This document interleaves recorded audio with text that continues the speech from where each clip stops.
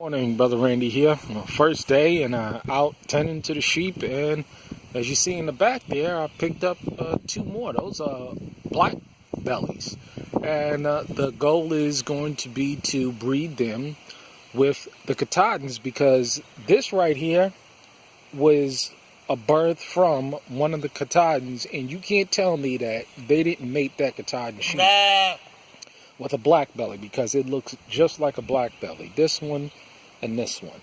So they must have mated the Katahdin sheep with a black belly, because there's no way that this one could look just like those black bellies that are in the field. So the name of the game is, of course, is to upgrade the flock and get it to the number that I need going into next year, so I can have the stock necessary to make the income that I want to make. And of course, this takes time. You know, I'm going in 3 years now, and in probably 3 years will be probably the end of 2018. It's where, from what I started to breed and collect and deal with sheep and becoming a shepherd, and it's definitely a learning process, but as well, it's something that takes time to develop any business, to develop any opportunity. It's going to take time and effort. And I got a very good deal on those two right there, and they are just beautiful. I mean, the owner just now dropped them off. They were well kept, and I look forward to working with them and learning about that particular breed. But they are as well hair sheep, and they're just awesome breeders as well. So the name of the game now is to continue to learn and to grow the flock, and they are doing well. So that's an update with the sheep. Now let's talk about the chickens. All right. So I had a whole bunch of chickens, as you know, and I was able to butcher the vast majority of them, because now I know that Cornish cross hens will lay eggs in time. So the name of the game is going to be to, I did keep a couple of them alive so that I can get the eggs, so I can in turn breed them in the spring, and so therefore I do not have to purchase more Cornish crosses from the store or order them. All I have to do is put them in the incubator, put them, get a rooster, a Cornish cross rooster, or find a rooster that I can use to fertilize the eggs, put them in the incubator, and boom, I don't have to purchase eggs, or I don't have to purchase Cornish cross chicks anymore. And what I'll do is, instead of doing a large batch of chickens, I'll break it into like batches of 30. So 30 chicks, 30 chicks, 30 chicks, you know, just do it like that and breed them like that. And that's just the best way to go about doing it. So I'm sustainable. I don't have to purchase the Cornish crosses anymore, and I can produce them on the land. And as well, when it comes to feed, let's talk feed. I only fed the 30 chickens for about 2 to 3 weeks. I think it was only about 3 weeks. I purchased 3 bags, and that's it. And then from there, I went ahead and continued to just allow them to breed.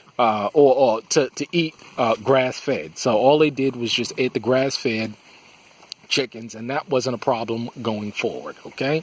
So that was the beautiful thing about that situation, is that the birds are still meaty. They're not the gargantuan birds that I see other people produce when they, you know, just feed them and keep them confined. But I figure when it comes to the cost-benefit analysis, my birds are more healthier.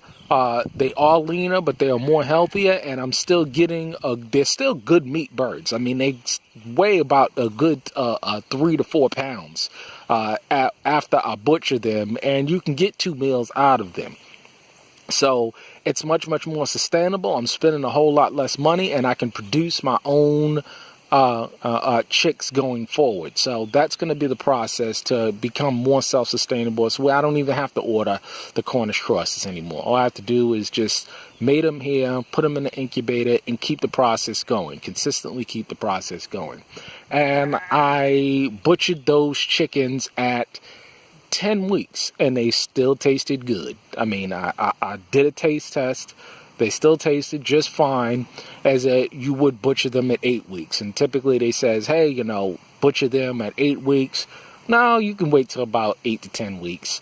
And of course, again, mine were all grass fed. You know, they ran out in the field, so they were a whole lot more tender as well.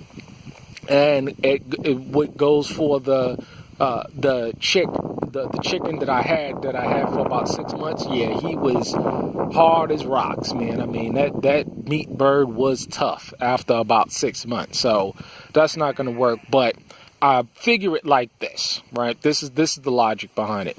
I'd rather have a meaty bird that's tough running around as opposed to the regular egg layers that are running around that are also going to be tough, but I have a whole lot less meat on it. And I can always cook that down into a stew or something like that, you know, chicken noodle soup or something like that, and it's a whole lot less impact on them grinders in your teeth. Because at the end of the day, hey, they are in fact a whole lot more healthier, a whole lot more meatier, and they're self-sustainable. So that's going to be the process when it comes to the Cornish crosses and my analysis of that. You can butcher them at 10 weeks. They still taste good. You can raise them a whole lot. You can raise a whole lot of them. You can have them lay the eggs. You can produce your own Cornish cross chicks. And when it comes to the cost benefit, the idea is to drive these meat birds from, you know, I mean, a lot of people, they spend a lot of money on feed, and that's what kills you. So what you want to do is you want to avoid your feed costs or drive down your feed costs to as near zero as possible. So if you can just free range them and let them grow, and your feed costs are minimal, and you got the Cornish cross chicks for free because you just put them in an incubator and you just raised them yourself, or you just grew them yourself and hatched them yourself, you avoid the need to go outside of your homestead to purchase these things, and you have become self-sustainable when it comes to chickens. And the idea is about self-sustainability when it comes to chickens or goats or sheep or deer or turkey. All of these things you can go without spending any money or minimum amount of money in order to get what you need. And this goes to the notion also of, you know, homesteads and how large you want your homestead to be in terms of families and in terms of developing the community.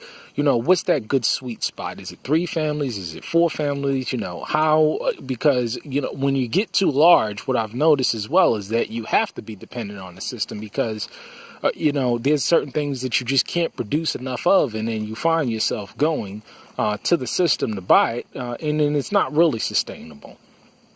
So that's the name of the game, is self-sufficiency, being as sustainable as possible, and just learning all the tweaks. It's just all a learning process. It's a trial and error learning process, and you're going to have to learn things as you go. And it's a very exhilarating and uplifting things to learn through your own mistakes, through your own innovation. But in addition to that, learning from others that are out there as they do it, and you can share ideas. It's all about the sharing ideas, and that's the power of YouTube, is the ability to share ideas with others, and so that you can grow, you know, in knowledge and in insight in all of these different things, so how to do things more efficiently. So that's the update with the chickens and the sheep. And we'll be adding some goats soon as well. But that's the name of the game. Growth is a beautiful thing. All right, shalom.